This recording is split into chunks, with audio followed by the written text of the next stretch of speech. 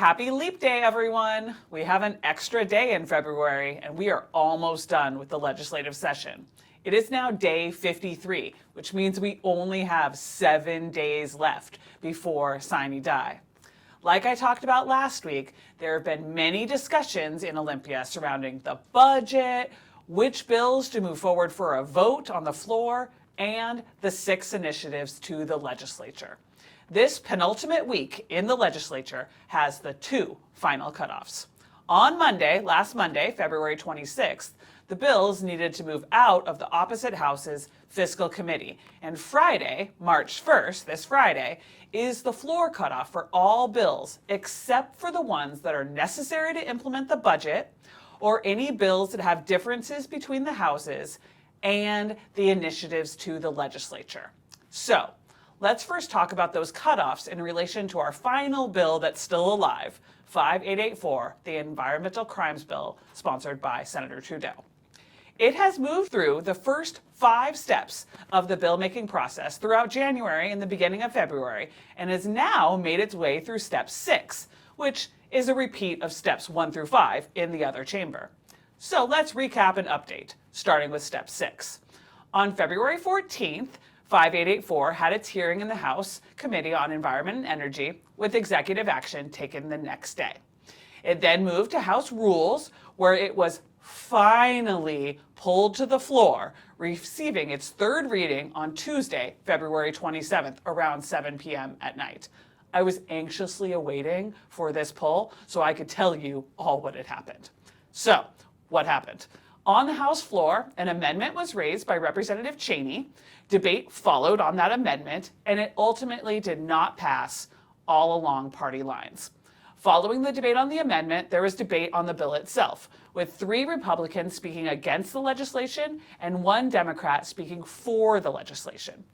Now, you might be asking, if this is a Democratic-sponsored bill, which it is, why didn't more Democrats speak for it on the House floor?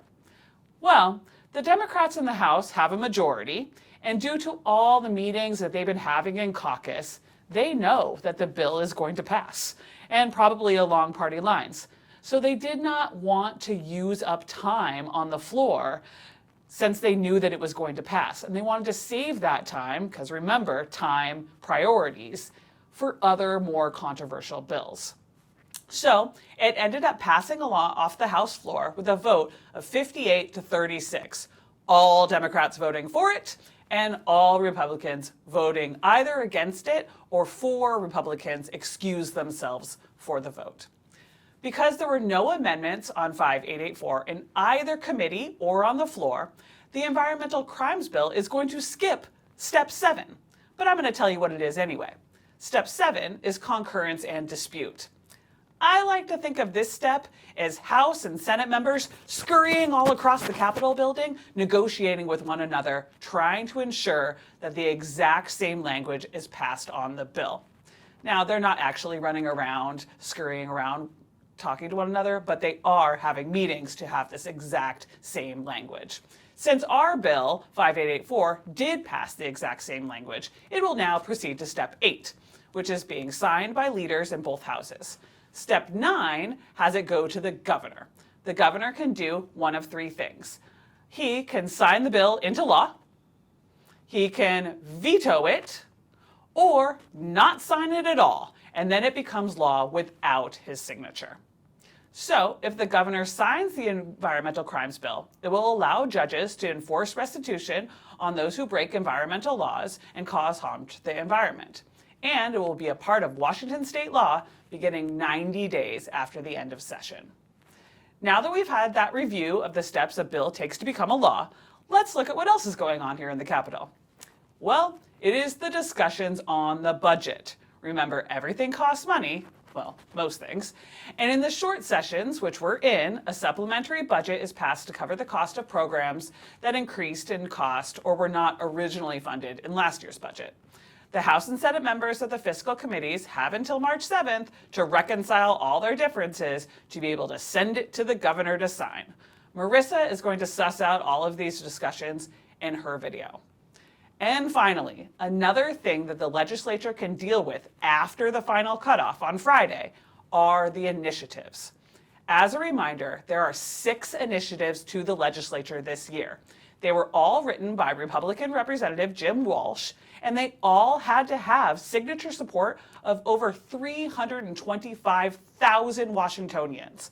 They were submitted to the Secretary of State last year, and now they are in the hands of the legislature. These were in response to some of the legislation passed by a Democratic majority in the past 3 or so years.